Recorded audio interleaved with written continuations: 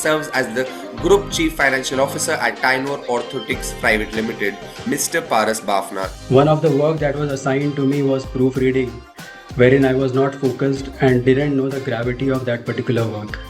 As a result, published annual report had major mistakes. Sir, across McCain and Cargill, you partnered closely with sales and marketing. What's an example where finance input actually changed a commercial decision? So using all my experience and using all the learnings that I had from the previous organization, I created a detailed project charter.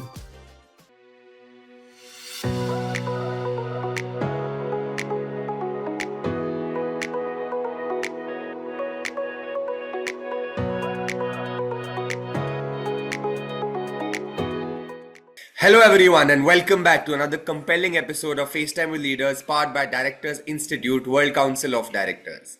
I'm your host Tynor and today's episode is one of those conversations where finance stops being about spreadsheets and starts being about judgment, courage and leadership at the edge of growth.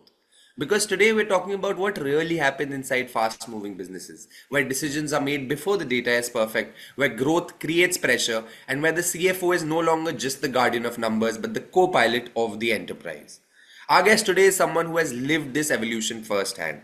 He's a chartered accountant with nearly 2 decades of experience across global giants like Maruti, Suzuki, Cargill and McCain Foods, and today serves as the Group Chief Financial Officer at Tynor Orthotics Private Limited, a role where strategy, governance and fundraising, along with supply chain and compliance, all collide in real time. He's been recognized nationally as one of India's Finance 40 Under 40 and for excellence in corporate governance and compliance. But what truly stands out is how grounded, practical, and business first his leadership style is. This is a conversation about finance with a backbone, leadership without noise, and decisions that shape long term trust. Ladies and gentlemen, please welcome me in welcoming Mr. Paras Bafna to FaceTime with Leaders with us today. Sir, it's great to have you on the show with us. How have you been? Thank you so much, Tanay, for that generous introduction. I'm doing great and truly excited to share practical insights on leadership, keeping it real and business first. I look forward to an engaging conversation that's practical and hopefully useful for everyone tuning in. Thank you, Tanay. Thank you. We look forward to it as well, sir. So, Thank you. when people hear Group CFO, they imagine polish, precision, and control. But no one starts there, right? So we would love if you could take us back to your early days, to how this leadership journey actually began. If you could just share your journey with the audience. Sure, Tanay. As I look back, it reminds me of an instance when I was in grade 5. I wanted to buy a bicycle costing around INR 1500. However, all I had in my piggy bank was 1000 rupees. I had to borrow 500 rupees from my grandmother, and eventually I bought that particular bicycle. However, what struck me was why I had to borrow. I started giving tuitions, and with the first earning, I repaid the amount that I had taken from my grandmother, which was rupees 500. So to me, nothing is more precious than independence and liberty. And that gave me the zeal to replicate the same in my education and work. There's another second instance during my training days when I was doing my chartered accountancy. I was working in a large organization. One of the work that was assigned to me was proofreading, wherein I was not focused and didn't know the gravity of that particular work. As a result, published annual report had major mistakes. I was really terrified to go to the work. However, when I reached office, all my manager said was please focus and be sincere in your career in whatever you do with respect to your professional front. That gave me the direction in the professional life as to how to approach a work and how to get the work done through the team. The last instance is of Cargill Foods when I was working in corporate accounts and reporting team. I used to prepare monthly performance report, which was being presented by my manager to the board. On one fine day out of nowhere at 9:30 a.m. in the morning, my manager said that today you need to be presented the report at 11 a.m. I was really nervous because she gave me that particular opportunity of presenting to the board, which I had never done earlier. How at the same time, she gave me the confidence that I will be there to support you. The first 5 minutes, Tanay, you won't believe in that particular meeting, I was really nervous. However, the next 55 minutes was kind of a life-changing experience because I presented the report, answered all the questions with intricate details, and came out as if I have won the world. This, I think, was some of the instances which has led to me what I am today. Though these are instances which are smaller in nature, however, this has paved my path to whatever I am today in the professional journey. 100%. Small moments like these define what we go, or what the people we become rather in the future, right?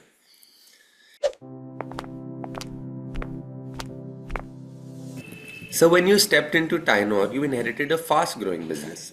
Before thinking about strategy or expansion, what were the basic finance or control gaps you knew had to be fixed first? Like, what's one foundational change you made that still quietly protects the business? Thank you, Tanay, for this particular question. All throughout my career, I have worked with organizations based at Gurgaon, and Tynor Orthotics was based at a tier 2 city in Chandigarh. So when I moved from Millennium City to Chandigarh, one of the challenge in the organization was implementation of ERP called SAP. And what I got the feedback from my IT team and the cross-functional team was that SAP implementation is getting delayed in China because of finance, and there is a huge financial implication if we don't implement it within the time frame that was supposed to be implemented. So I created a detailed project charter basis the experience of my previous organization, worked along with my team so as to resolve all the critical pendencies.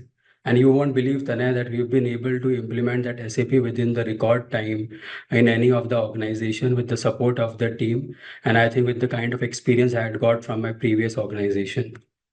One of the foundational change that I have brought in the organization is within, and particularly within the team, is continual improvement. For example, if I prepare reports every month, I tell my team to create all the observation list also, which can be improved every month. In that way, whether it is automation, whether there are process gaps, or whether there are new processes that needs to be created, it can happen gradually every month. And that has led to various improvements in the organization with respect to the finance department. At Tynor, we also believe in objectivity. So I have also created one report called Process Robustness, wherein there are 8 parameters.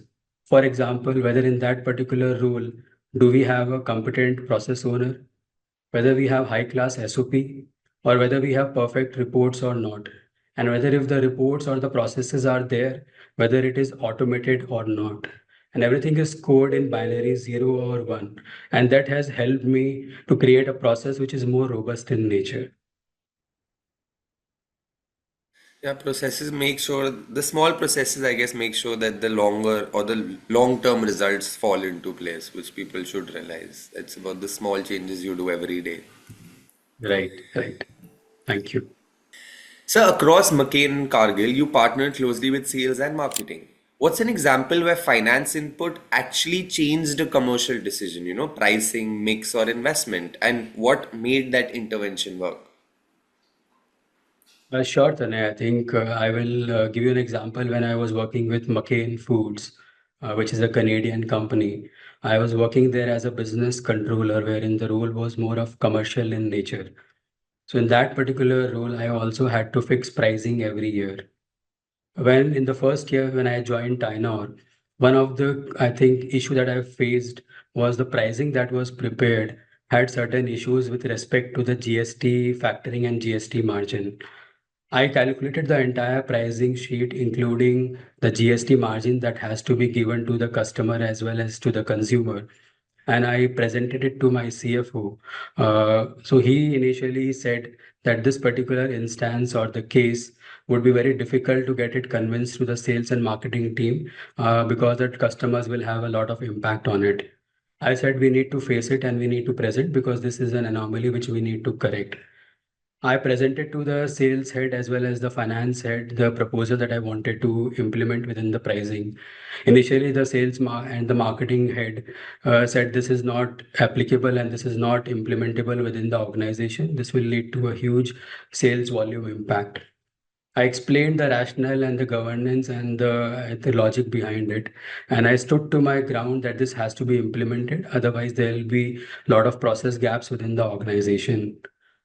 Ultimately, it got convinced, and there was certain, I think, implications in the sales and marketing which he was foreseeing, wherein we gave a small budget to him so that he is able to sail through that particular gap if there would be any from the market. You won't believe, Tanay, at the end, there wasn't any gap or issue from the market, and we were able to implement this kind of a pricing intervention at McCain smoothly. And in fact, the sales head, after 3 months, said that you have given some kind of a push, as a result of which we have been able to implement, and as a result of which we have been able to safeguard the loss that the company was incurring over the last few years.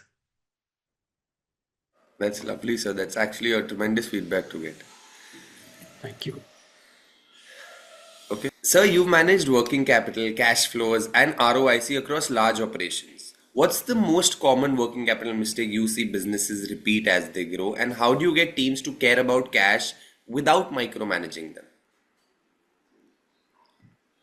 And I think we have heard of outside in perspective as to what is happening in outside. We need to implement, we need to compare. I follow a different approach. I look forward to an internal process review, and I normally tell my team to look internally and improvise processes. At the same time, we need to instill a psychology of abundance in people. For example, whenever I do budgeting every year, I call all the department heads, including the team members, and I tell them that imagine that if you have unlimited resources of money, people, and technology, what do you want to achieve in the next 3 years? And the outcome is really remarkable, Tanay, that each and every department then creates a plan which is much more, I would say, strategic and long term in nature. What I then only intervene is to phase it out so that we are able to prioritize the activities or the project which needs to be done in year one, year two, and year three. Of course, there has to be a payback for whatever projects that we do. And for those particular projects, we normally then define a charter or a payback through which we are able to approve that particular project. And you won't believe, in the last 6 years, we haven't declined any of the project in the organization because there has been certain paybacks basis the criticality and the need of the organization. What I believe is we need to have right tool for everything. And we are a very process centric and measurement driven organization, as a result of which we create tools out of everything. And through these tools, we constantly monitor leakages or if there are any idle items which needs immediate action. I just want to conclude with this question by strongest companies treat cash like oxygen. It is invisible when it is abundant, but painful when it tightens. As leaders, we need to help team the way they want to, I think, implement the working capital. Yeah. Working capital is a daily discipline and it is not a quarterly review. Working capital isn't about squeezing, it's about running the business in a way that protects freedom to act, invest, and grow. Very well said, sir. Because people don't realize it unless it's too less, like you said, oxygen. Yeah, thank you.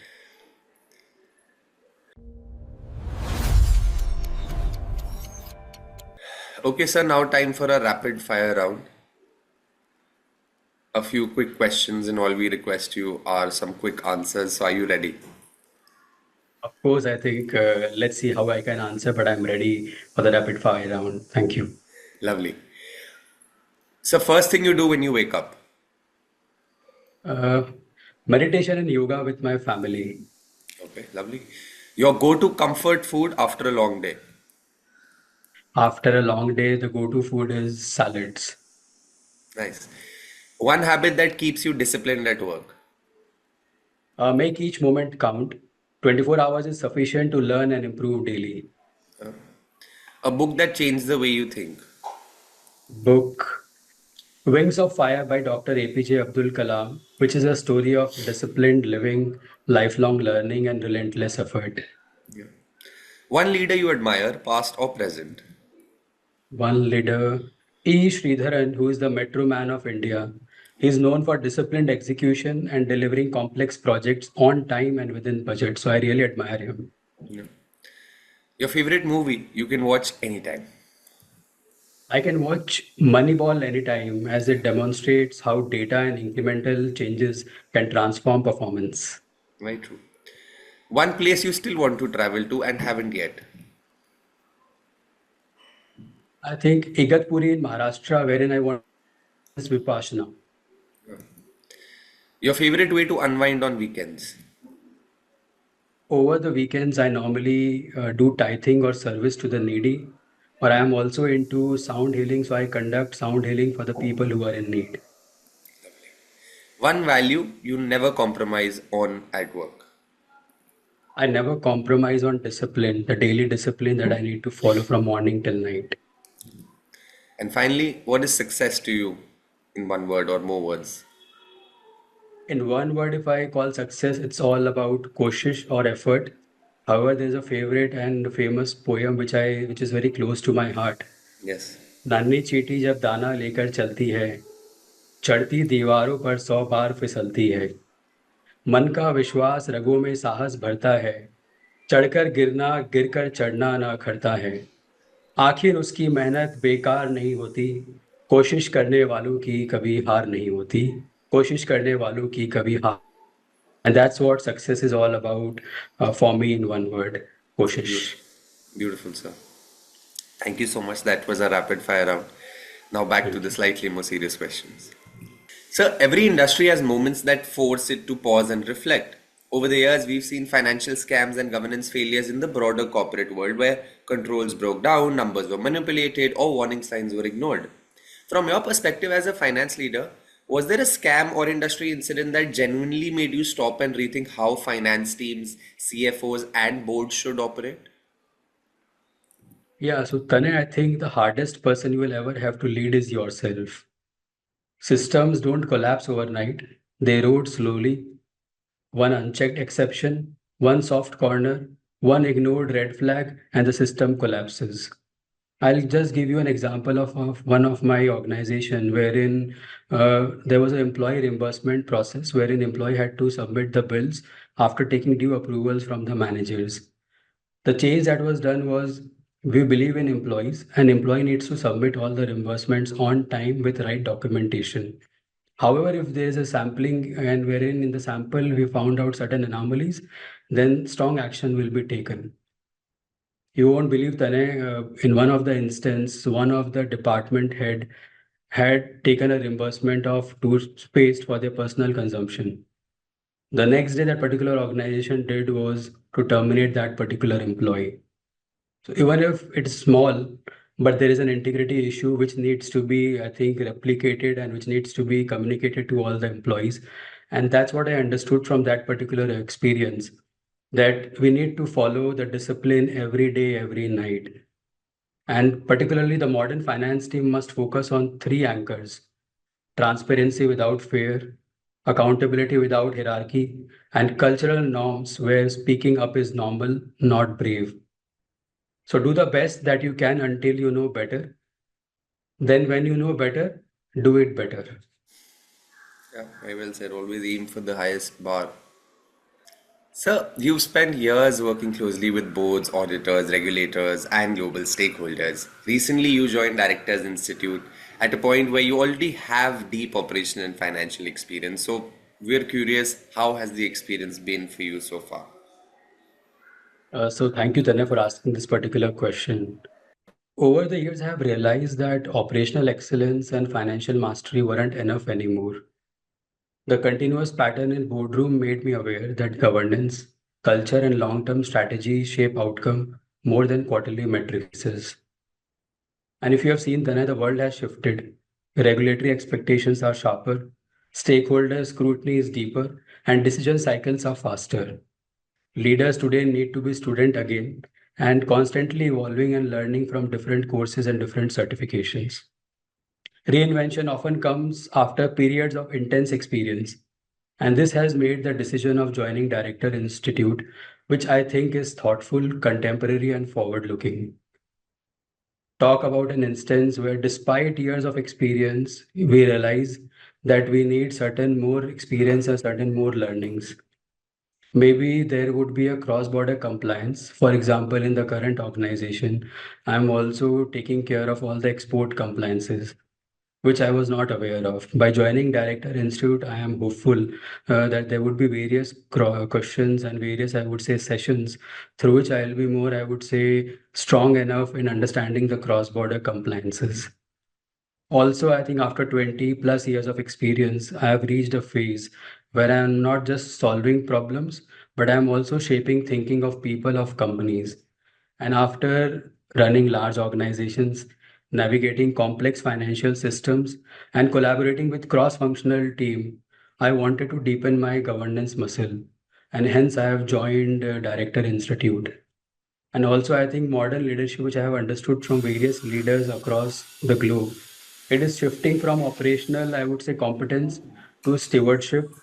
Joining Director Institute wasn't about adding just a title. It is also about preparing for the responsibility that would be required in the future and also to inculcate long-term value. This is a step which is part of my journey, and I am looking forward to this particular journey to become a responsible leader. And it is not only a career milestone, but also a journey of my life. Lovely, sir. Thank you so much for those kind words. This has truly been an insightful conversation because today wasn't just about finance or balance sheet, it was about judgment, responsibility, and the quiet decisions that shape businesses over time. So, thank you so much for joining us, sir. Thank you, Tanya, for this particular opportunity. And I think it also made me go through my life experiences, where I am today and what I need to evolve and learn. And how do I need to become a student so that I can every time learn so as to become a better person and better professional. So thank you for this particular opportunity, Tanya. Thank you. Our pleasure, sir. To everyone listening, this episode is a reminder that sustainable success doesn't come from shortcuts. It comes from clarity, discipline, and leaders who are willing to do the right thing even when no one is watching. To, to our entire audience, thank you so much for joining FaceTime with Leaders, powered by Directors Institute, World Council of Directors. I'm Tanayol, and until next time, stay curious, stay responsible, stay grounded, and of course, always have fun in your journey. Thank you so much.